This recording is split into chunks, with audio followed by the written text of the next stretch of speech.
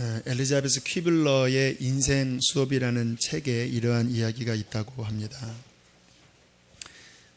퀴블러가 운전을 하고 고속도로로 쭉 진입을 해서 달리고 있는데 갑자기 저 앞에서 차가 급히 서는 거예요.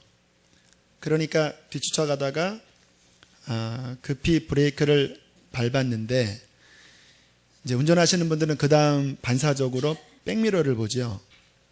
뒤에 차가 어떻게 하나 봤더니 전 속력으로 돌진해 오고 있더래요.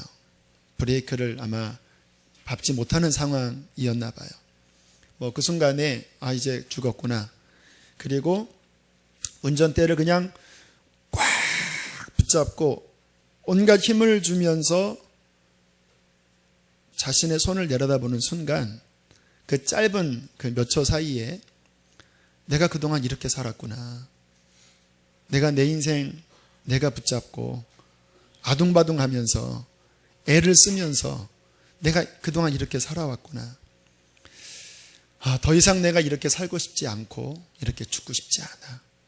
그리고는 운전대에서 손을 떼고 그냥 힘을 다 뺀 채 가만히 있었다고 합니다. 잠시 후에 큰 굉음과 함께 뒤에서 차가 부딪히고 그리고 정신을 잃었는데요. 얼마 지나지 않아서 정신이 깨어나서 보니까 신기하게 다친 데가 없는 거예요. 경찰과 병원에서 하는 말이 힘을 뺐기 때문에 다치지 않았다고.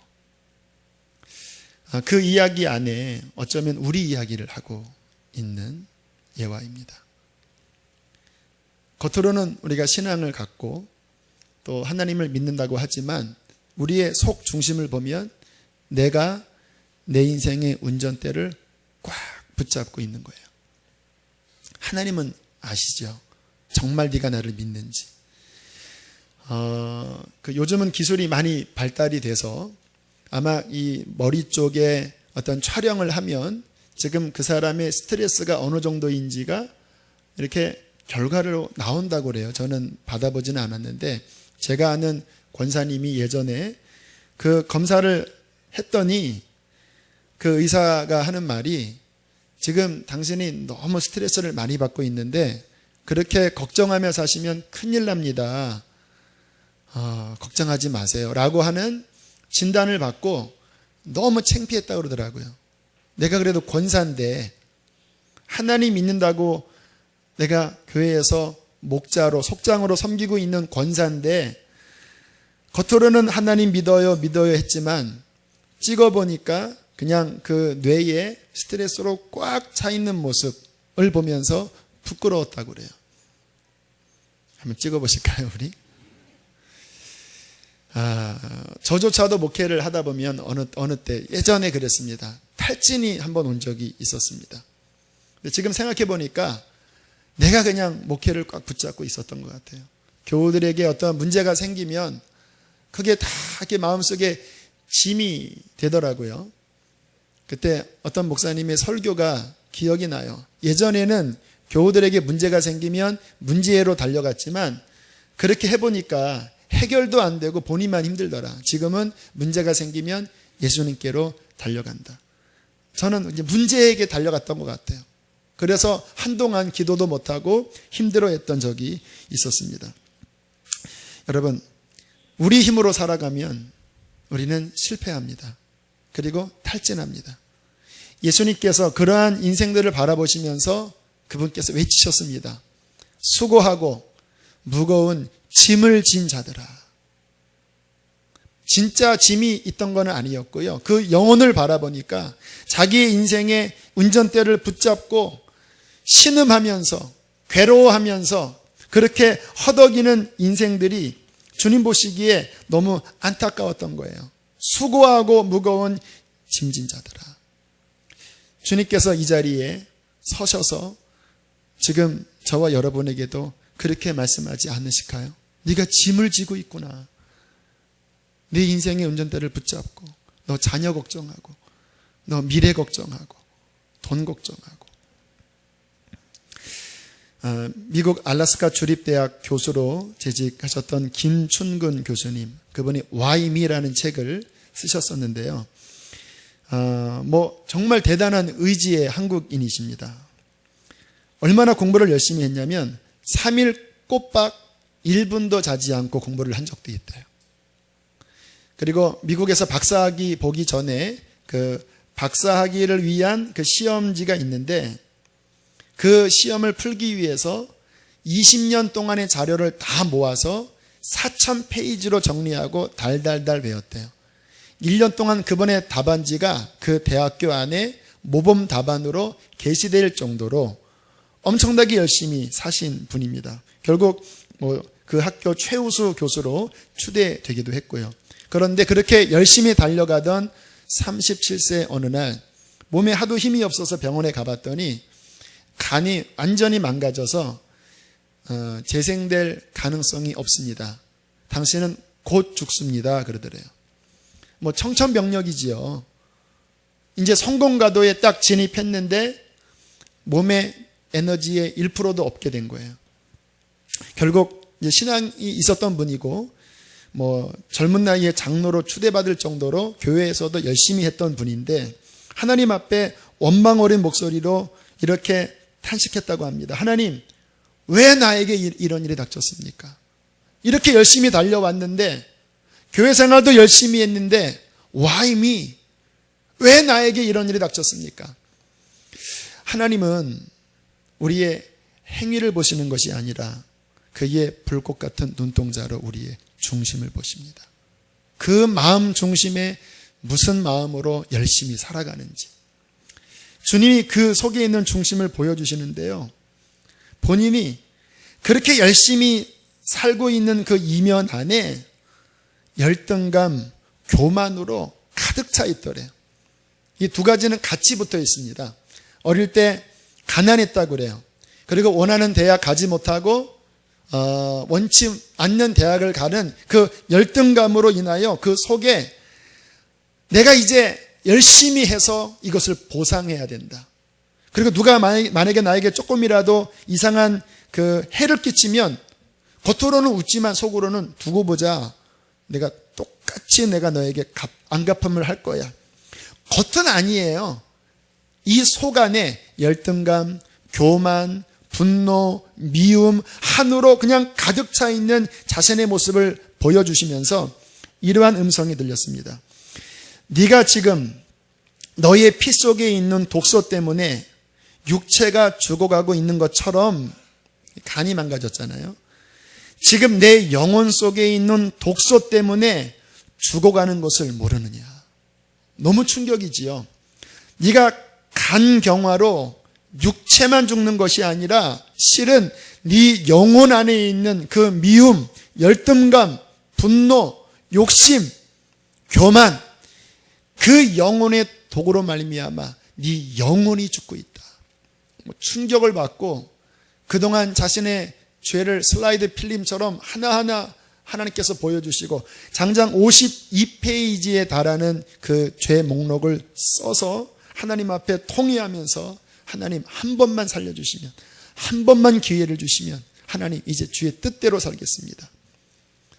결국 하나님께서 내가 너를 용서한다, 내가 너를 용서한다, 내가 너를 용서한다라는 음성이 들리고 그 인생이 회복되어 하나님을 위해서 지금은 쓰임받고 있습니다. 주님께서 말씀하시는 거예요. 열심히 일하는 그 이면 안에 나의 힘으로 아둥바둥대는 그 퀴블러 여사가 그냥 운전대를 붙잡고 그렇게 긴장하며 살아가는 수고하고 무거운 짐진 자들을 향하여 주님이 하시는 말씀은 내게로 오라였습니다. 내게로 오라. 그 말은 교회에 다니라는 말씀이 아니에요. 정말 너의 온전한 믿음으로 정말 예수 그리스도를 믿어라. 그러면 네가 정말 나를 믿으면 너의 마음에 있는 그 독소, 너의 힘으로 운전대를 꽉 붙잡아 지치고 고나고 상하고 괴롭고 병들고 아파하는 너의 그 무거운 짐들을 내가 벗기고 쉬게 하리라고 말씀하십니다. 이 하나님의 안식을 우리는 오늘 경험하셔야 합니다. 이 진리가 우리의 것으로 붙잡혀져야 합니다. 여러분, 예수님 믿는 것이 뭐예요? 아까 그 권사님 이야기처럼 제가 목회 천연기에 탈진했던 것처럼 예수님을 믿고도 내 인생의 무거운 짐은 그대로 지고 있으면 예수님 믿는 게 아니잖아요. 분명히 주님이 수고하고 무거운 짐진 영혼아 내게로 와라. 내가 그것을 내가 벗겨주고 싶다. 분명히 말씀하셨는데 입술로는 믿는다고 하는데 기도도 한다고는 하는데 촬영을 해보면 그냥 그 속에 나의 스트레스로 나의 독소로 가득 차 있다고 한다면 이게 믿음이 아니잖아요. 예수 믿는 것은 함께 따라하겠습니다. 이제 나는 예수님과 함께 죽었다. 내가 그리스도와 함께 십자가에 못 박힌 것이 예수님 믿는 것입니다. 명확하셔야 합니다. 이 부분이 명확하지 않으면 믿어도 계속 문제가 생겨요. 왜요? 문제의 근원은 나이기 때문에. 내가 내 인생의 운전대를 계속 붙잡고 있으면요, 쉬지도 못하고 그 안에서 일어나는 온갖 갈등과 분노로 인생은 믿으면서도 망가지는 거예요. 믿음은 무엇이냐고요? 내가 그리스도와 함께 없어진 거예요. 더 이상 내가 내 인생의 운전대를 붙잡는 것이 아니에요. 그러면 이제 어떻게 살아갑니까? 내 속에 오직 주님이 살아 계신 것입니다. 믿음으로 취하시길 바랍니다. 내 인생을 이끄는 것은 내가 아니라 내 안에 주님이에요. 그 퀴블로 여사가 운전대를 붙잡다가 힘을 뺐듯이 하나님, 이제 내가 내 인생을 끌어가지 않습니다. 주님, 당신이 내 안에서 당신의 능력으로 나를 이끌어 가십시오. 그 마음으로 제가 이 자리에 서 있습니다. 제가 설교하는 것처럼 보이지만 제 믿음은 아닙니다. 주님, 내가 서면 한 분도 제가 감당하지 못해요. 여러분들 중에서 한 분도 제가 변화시킬 수 없어요. 저를 주께 맡기고 주님이 저를 통해서 하시도록 저는 믿음으로 맡겨드립니다. 그러면 주님이 하시는 거예요. 자유한 거예요. 작년에 개척 나올 때 유기성 목사님과 깊이 이야기를 나눴던 부분이 이 부분이었습니다. 이제 목회를 시작을 할 때 사람이 늘어나는 것, 교회가 부흥하고 성공하는 것, 이에 대한 생각을 다 내려놔야 된다. 다 내려야 된다. 오직 이 교회는 주님께서 이끄시는 대로, 그분이 부흥시키던 아니면 부흥시키지 않던 그것이 본질이 아니라 주님이 이끄시는 대로 따라가면서 본질을 추구하라는 거예요. 그리고 목적이 다른 데 있지 않고 예수 그리스도 그분이 목적인 거예요. 오늘 이 예배의 목적도 여러분이 아니라 이 자리에 계신 예수 그리스도이십니다. 그분을 바라보고 그분을 따라가고 그분을 힘입어 살아가면서 그것이면 충분한 마음으로 살아가는 것, 이것이 앞으로 가져야 될 중요한 마음가짐이라는 이야기를 나누고 그 마음으로 계속 저 자신을 점검하고 있습니다. 저도 인간인지라 어느 때는 걱정도 되고 어느 때는 신경도 쓰이고, 하지만 그렇게 제가 운전대를 붙잡으면요, 제가 스트레스를 받기 시작해요. 그리고 제가 감당이 안 돼요. 그럴 때마다 다시 하나님, 또 내려놓고 주님 바라보고, 하나님, 나의 목적은 주님이고 주님과 동행하는 것이고 오직 하나님의 뜻이 하늘에서 이루어진 것처럼 이 땅에서 이루어지는데, 그것도 내가 그것을 이루는 것이 아니라 주님이 내 안에 사셔서 주님이 행하십시오. 그 마음을 계속 또 점검하면서 또 일어나고 여기까지 오고 있습니다. 여러분, 우리가 지금 제가 드리는 말씀이 좀 황당무계한 것처럼 보이고 일반적으로 사는 사람들의 이런 그 이야기가 아니잖아요. 하지만 제가 지금부터 드리는 이 영적인 논리를 한번 잘 들어보세요. 내가 내 인생의 운전대를 붙잡지 않고 정말 말씀 그대로 주님이 내 안에 사시면서 이끌도록 하고 주님의 일이 일어나기 시작하면요, 그 인생은 내 힘으로 이루는 것이 아니라 하나님이 지원하기 시작합니다. 시편 33편 11절에 보면 이렇게 말씀하고 있습니다. 여호와의 계획은 영원히 서고 그의 생각은 대대에 이르리로다. 그 앞에 있는 말씀이 뭐냐면 주께서 민족들의 사상을 무욕해 하시고 사람의 계획을 무너뜨리시는도다. 사람이 기가 막힌 계획을 세워서 될 것 같지요? 역사를 한번 보세요. 그 어마어마한 권력을 가지고 그 어마어마한 힘을 가지고 세상을 호령할 것 같다가 그 인생의 모든 계획이 끝나버려요. 알렉산더 대왕이 33살에 세계를 제패하고 모기에게 물려서 그가 말라리아로 죽었다라는 설이 있잖아요. 그게 인생의 계획입니다. 그러나 신기하게 하나님의 일은요, 그게 보잘것없어 보여도 정말 주의 말씀이면 그것을 순종하며 나아갈 때 하나님이 그 일을 이루어 가십니다. 작년 분립개척 나올 때 그 선화목자교회에서 책정된 예산이 1억 2,500이었어요. 그러면서 혹시 앞으로 좀 일이 더 커지면 좀 증액을 그때 가서 합시다라고 했지만 제가 그 책정된 예산을 보고 조금 마음이 어떡하나 걱정되더라고요. 이게 뭐 그 돈 가지고는 개척이 안 되고 좀 늘려봤자 뭐 2억이 넘어가기 어렵잖아요.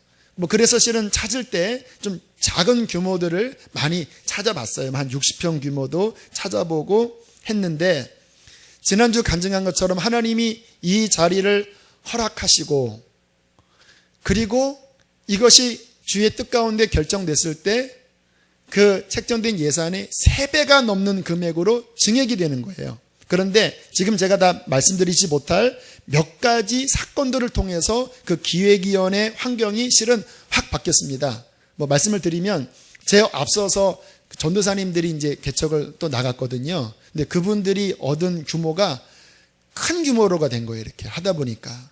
그러니까 목사님, 어떤 목사님 하신 말씀이 야, 전도사님이 이 규모 나갔는데 목사님이 나가면 커질 수 있다. 그러니까 걱정하지 말라. 또 그 외에 뭐 또 다른 일들을 통해서 분위기가 잘 열리더니 하나님께서 이것에 올 수 있도록 모든 지원을 열어주시는 거예요. 또 하나, 제가 이 본당을 보고 우리 교우들의 지원이 이제 선화목자 너무 적었습니다. 분립개척 뭐 첫 주 한 달 정도 지났을 때 진짜 뭐 한 20명밖에 안 돼서 막 제가 막 가슴이 막 타더라고요. 그때 제가 마가다락방 기도실에 가서 주여 보내주시옵소서, 마음을 막 흔들어 주옵소서 얼마나 기도를 했는데도 이렇게 생각보다 많이 지원을 하지 않아서 그때 했던 걱정은 야, 한 230석 되는 이 본당이 썰렁하면 어떡하나.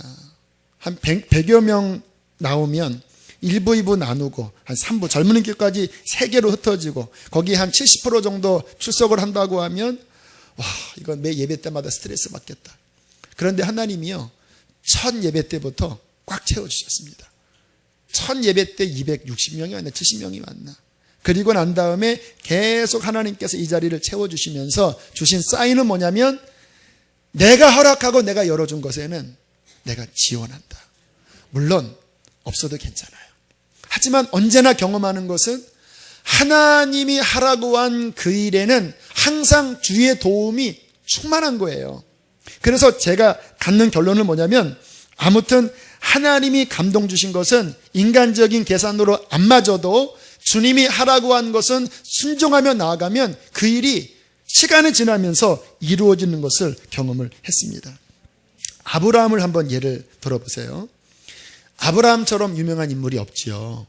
아브라함은 기독교의 믿음의 조상이고 유태인들의 조상이고 이슬람권에서도 선지자, 조상이에요. 뭐 3개 종교를 아우른 위대한 성인 것 같은 분인데, 그런데 아브라함의 일대기를 가만히 보면 그렇게 유명할 건덕지가 실은 별로 없어요.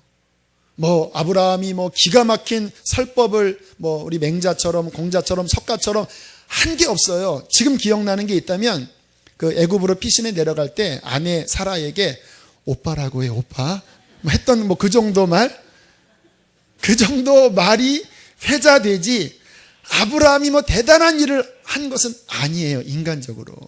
그런데 지금 이 아브라함은 이 기독교 역사 속에 초석처럼 빛나고 있거든요. 무슨 일이 아브라함에게 벌어졌을까요? 하나입니다. 아브라함의 인생의 독특한 점은 하나예요. 그가 메소포타미아에 있을 때 하나님이 나타나셨습니다. 그리고 말씀하셨습니다. 너는 너의 본토, 친척, 아비집을 떠나 내가 너에게 지시할 땅으로 가라. 내가 너로 큰 민족을 이루어 네 자손이 하늘의 별처럼 바다의 모래처럼 많아지게 할 것이고 내 자손이 내 씨가 천하만민 대적의 문을 취하여 많은 사람을 구원하게 될 것이다.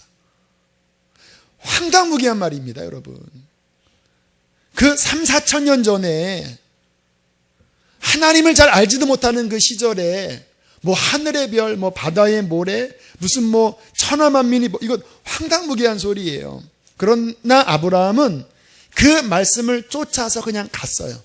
그리고 주님이 가라고 하는 곳에 가서 살면서 텐트도 치고 또 텐트를 걷고 또 옮기고 거기서 하나님께 예배하고 주님과 교제하다가 인생 말기에는 이삭을 바쳐라 하니까 또 순종해서 바치다가 하나님이 살려주시고 뭐 그 정도예요. 그런데 왜 어마어마한 일이 벌어지는지 아세요? 하나님 그분이 그분의 뜻 가운데에 말씀하신 것은요, 그게 초라해 보이고 보잘것 없어 보여도 그 말씀하신 분이 하나님이고 그 하나님이 축복의 하나님이기 때문에 말씀에 순종하여 나가는 결과는요, 우리가 상상할 수 없는 일들이 벌어지는 거예요. 지금 이 시간 하나님 말씀 듣는 이 시간이 돈을 받는 것도 아니고 뭐 대단하지 않아 보이잖아요. 그러나 지금 여기서 선포되는 말씀이 정말 살아계신 하나님의 말씀이라면요, 이 선포되는 말씀은요 100년짜리가 아니라 영원히 가는 거예요. 이 말씀이 여러분의 인생에 들어가서 여러분이 순종하게 되고 그 말씀에 사로잡혀서 하나님의 뜻을 순종하는 삶을 살게 되면요, 여러분의 인생은 여러분이 잘나서가 아니라 제가 잘나서가 아니라 말씀하신 그 하나님이 위대하시고 말씀 자체가 위대하기 때문에 우리의 인생에 우리가 측량할 수 없는 놀라운 일들이 벌어지는 거예요. 비밀입니다. 이것은 말씀의 비밀이에요. 다윗 같은 경우도 여러분, 다윗이 그 엄청난 그 왕이 되는 그 과정 속에 다윗이 살았던 방식도 단순합니다. 시편 23편의 고백처럼 여호와는 나의 목자시니 내가 부족함이 없으리로다. 그가 나를 인도하시는도다. 다윗이 살아갔던 방식은요, 그가 왕이 되는 것을 꿈꾸지 않았어요.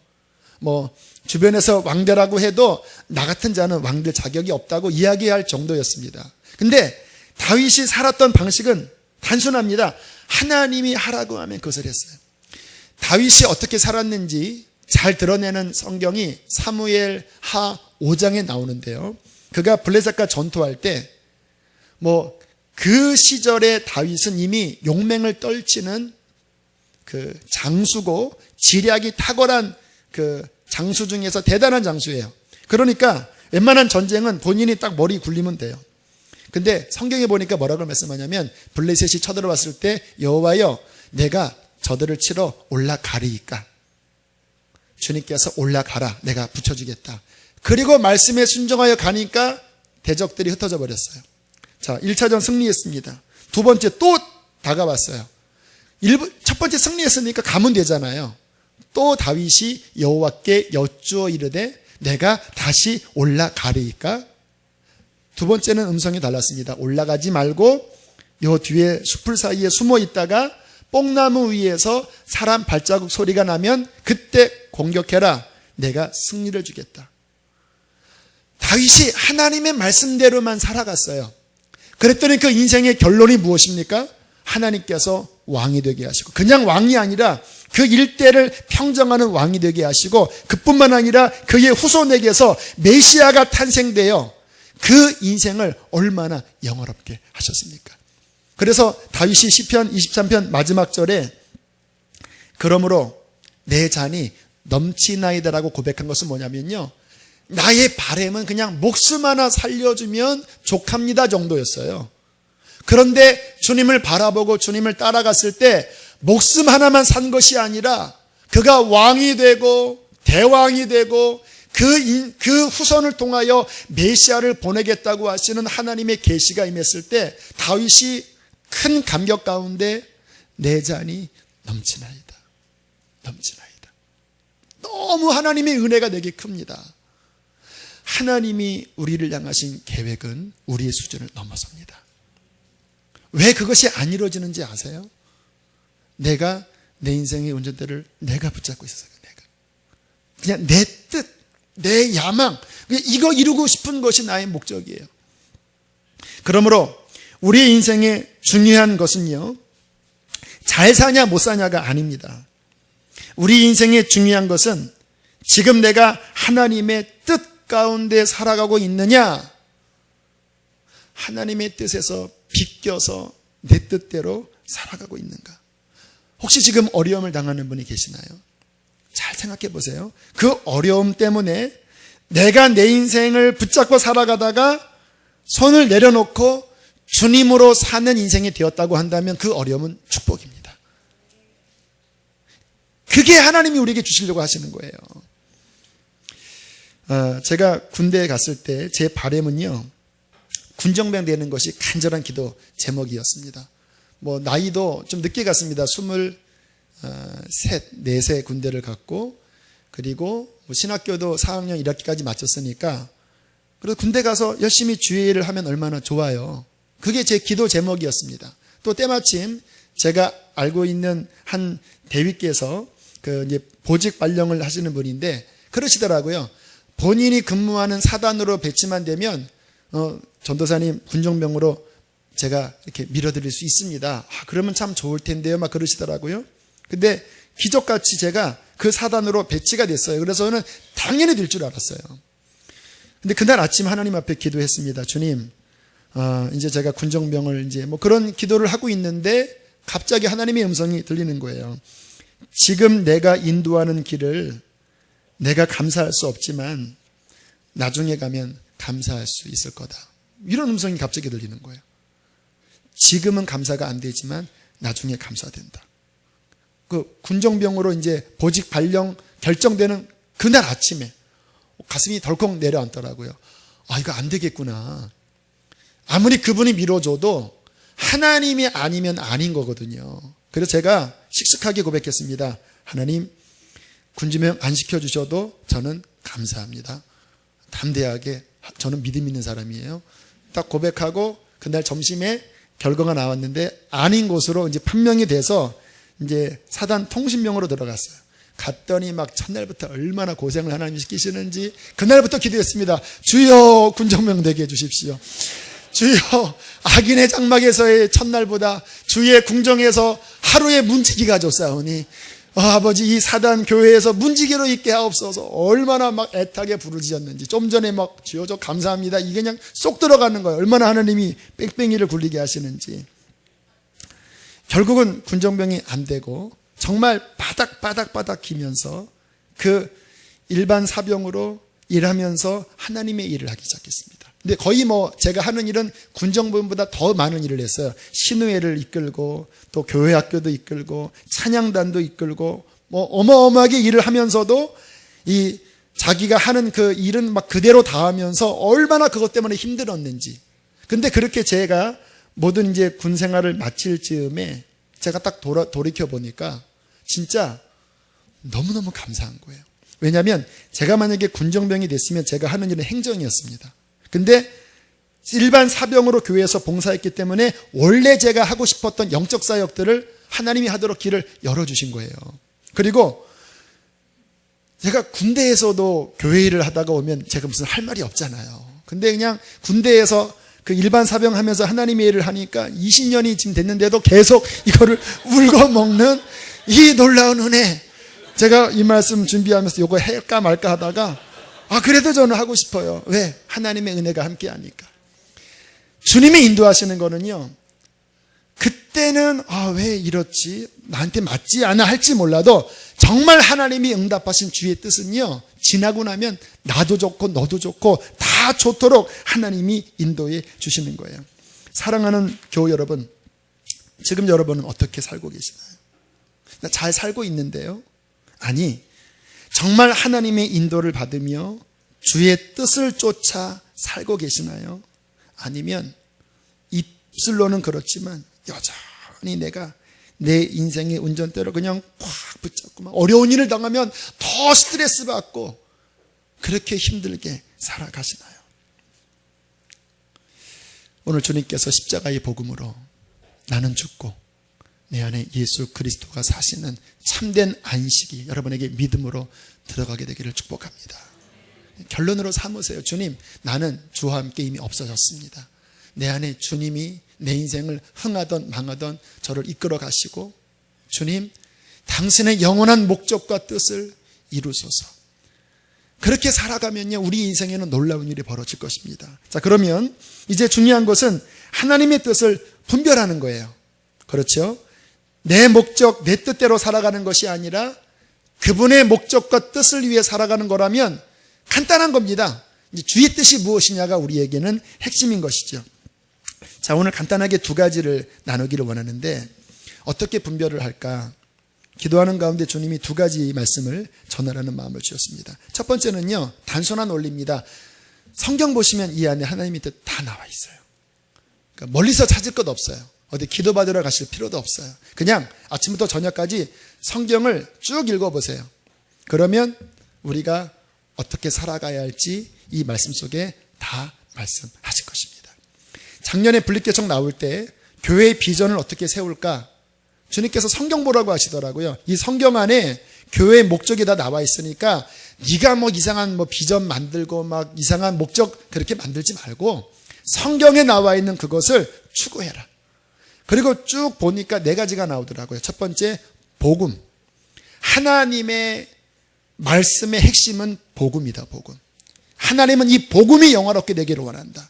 그래서 교회에서 지금 계속 십자가 복음 전하고 있는 거예요. 복음. 저는 이 복음을 더 강화할 거예요. 왜냐하면 복음이 우리를 변화시키는 거예요. 복음이 우리를 승리하게 하는 거예요. 다른 뭐 기가 막힌 이론에 있지 않습니다. 십자가 복음이면 충분한 거예요. 그래서 양육 또 여러 체계 속에 지금 로마서도 더 하나님께서 로마서를 많이 열어주셨는데 이것을 어떻게 교회 안에 아주 말씀이 체계 있게 성도들에게 뿌리 내릴까? 이 로마서만 딱 잡혀도요, 우리의 신앙은요, 웬만한 건 다 이겨요. 그 복음 안에 다 답이 나와 있거든요. 이제 뭐 1년밖에 안 됐으니까 모든 것이 다 씨 뿌리는 단계이긴 하지만 1년, 3년, 5년, 10년이 흐를수록 보십시오. 이 교회 안에 주님의 복음이 영원롭게 될 것입니다. 그 영광을 보게 될 것입니다. 왜? 그것이 하나님의 뜻이니까. 두 번째, 그 복음을 받은 자들에게 하나님께서 주시고자 하시는 축복은요, 내 양으로 생명을 얻고 더 풍성히 얻는 거예요. 그 풍성함은 성령입니다. 성령.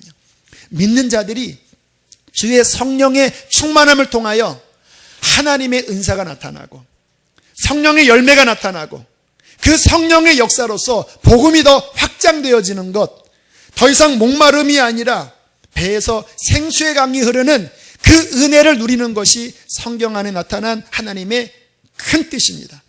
그래서 주님께서 교회 안에 성령의 역사를 더 일어나도록 지금 주님이 준비하라는 마음을 주세요. 금요 성령 집회 때 지난 주일날 뜨겁게 예배 드렸는데 내년 정도에 주께서 더 열어주셔서 은사들이 더 자유롭고 풍성하게 나타남으로써 하나님의 영광과 이 말씀 속에 담긴 하나님의 뜻이 이 교회 안에 나타나기를 원합니다. 그것을 추구하는 거예요. 그러면 하나님께서 그 하나님의 목적을 말씀 속에서 발견하고 추구하면 아까 드린 말씀처럼 하나님이 지원을 보내주시는 거예요.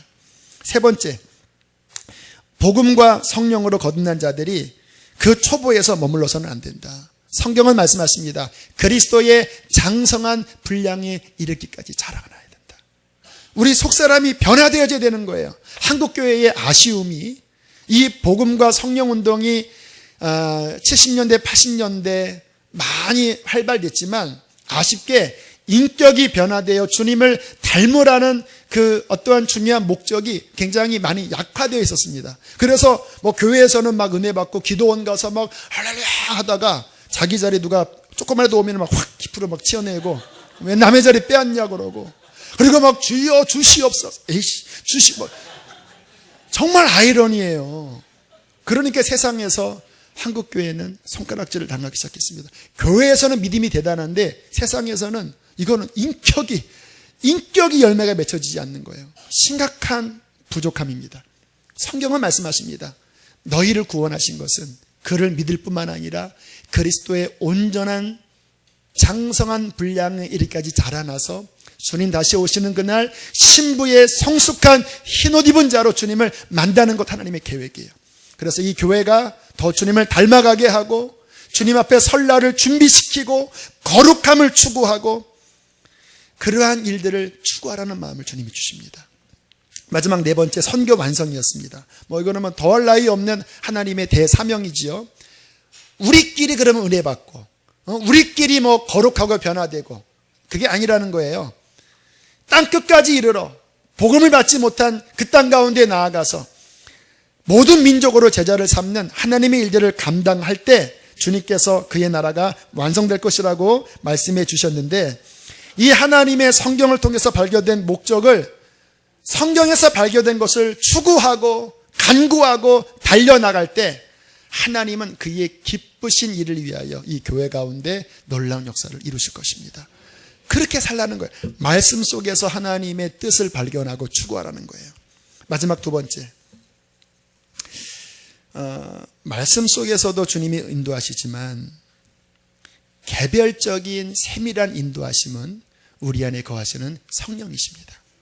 여러분, 성령이 우리 안에 계세요. 그리고 그분은 우리에게 말씀하십니다. 내 양은 내 음성을 듣는다고 말씀하셨습니다. 주님이 우리에게 작은 영감들을 주세요. 귀에 대고 말씀하시지 않아요. 거의 우리 마음속에 어떠한 작은 영감을 주십니다. 너 지금 영적으로 너무 떨어져서 기도해야 된다. 기도해야 된다. 너 지금 예배 생활에 너무 약해져 있어. 예배 회복해야 한다. 또는 지금 누군가를 섬겨야 된다. 이런 왠지 모를 마음의 부담, 감동이 작게 들려요. 지혜로운 자는요, 그때 그 주님의 영감을 탁 캐치하고 그것을 순종해 나가는 거예요. 저 같은 경우는 이렇게 말씀드리는 게 조심스럽긴 하지만 거의 항상 제 영의 귀에는 하나님께 열려 있습니다. 어떻게 살아가냐면요, 주님 어떻게 해야 되죠? 주님, 어저께 이 말씀을 거의 1시 한 반부터 10시까지 준비를 했는데도요, 계속 하나님 어떻게 해야 되죠? 어떻게 해야 되죠? 주님, 이번 주는 뭐를 해야 되죠? 음성이 명확하게 안 들려요. 제가 아직 연약해서 그런가 봐요. 하지만 계속 제 레이더를 주님 앞에 돌리면서 뭔가 주님의 뜻을 구하면요, 성경을 읽다가 또는 기도하다가 또는 어떠한 사건을 통해서 이렇게 뭐가 약간 걸려요. 약간. 그때 지나치지 않고 이게 지금 주님의 음성인가? 그 많은 말들 속에서 지금 뭐가 걸렸는데 이게 주의 음성인가? 그럼 여쭤봐요. 하나님, 이 주님의 음성입니까? 주의 뜻인가요? 저 부담스러운데 주님 할 수 있게 도와주세요. 도와주세요. 하다 보면 마음에 점점 그게 커져요. 그리고 그것을 순종하기 시작하잖아요. 그러면 하나님께서 비로소 역사하기 시작해요. 아, 주의 뜻이었구나. 많은 사람들이, 크리스찬들이 하나님께서 우리에게 뭔가를 말씀하시는데 어떻게 그것을 무시하냐면요, 귀를 기울이지 않아요. 너 지금 그 상태로 있으면 시험 든다. 너 시간을 내서 기도해라. 그런 감동이 마음속에 왔어요. 그 전에 오셨던 적 있죠. 그때 그냥 지나쳐요. 나 지금 바빠. 나 지금 요즘 일이 너무 많아. 그리고 이렇게 뭉개요. 앉아서 이렇게 살짝 이렇게 뭉개요. 그러면 주께서 몇 번 말씀하시다가 더 이상 말씀하지 않아요. 왠지 아세요? 그분은 인격이시기 때문에. 그러면 그 다음에 찾아오는 것은 뭐냐면 시험입니다. 영적으로 힘이 빠져요. 우리가 하나님이 말씀하신 그 자리에 있을 때 살아나지, 그 음성에서 조금씩 벗어나기 시작하면 점점 영적으로 무기력해져요. 내가 왜 이렇게 침체됐지? 원인은 그때 하셨던 음성에 내가 귀를 기울이지 않은 거예요. 그런데 만약에 그때 하나님, 그게 주의 음성입니까? 그러면 나는 지금 힘든데 그렇게 할 수 있도록 좀 도와주세요. 환경을 좀 그렇게 될 수 있도록 이끌어 주세요. 하기 시작하면 주님이 그렇게 할 수 있도록 힘을 주세요. 그리고 내 발걸음을 옮겨서 순종하기 시작하면 무슨 일이 벌어지냐면, 하나님이 말씀하신 거는요, 그 자리에 딱 서는 순간 갑자기 기름 부으심이 임하기 시작합니다. 심령이 살아나요. 지금 제가 오다 보니까 요 탄천에 물이 막 강하게 흐르고 어느 가장사리는 좀 약하게 흐르는데 가운데는 무섭게 흘러요. 돛담배가, 그 종이배를 양옆에 두면요, 그 약하게 흐르는 그쪽에서 그냥 맴돌아요. 중간으로 가면은 막 휩쓸려 갈 거예요. 우리의 인생이 하나님이 끌어가시는 그 한가운데로 순종하여 들어가면 들어갈수록 우리의 인생에 주의 은혜가 넘치는 것입니다. 주께서 우리를 부르시는 것은요, 내가 내 인생의 무거운 짐을 지고 운전대를 꽉 붙잡고 그 독 가운데에 지치고 번아웃되고 상해서 사는 것이 아니라, 그러한 나는 이제 주와 함께 2000년 전에 믿음으로 끝내버리고, 하나님 당신의 뜻이 무엇입니까? 뜻이 하늘에서 이룬 것처럼 땅에서도 이루어지기를 원합니다.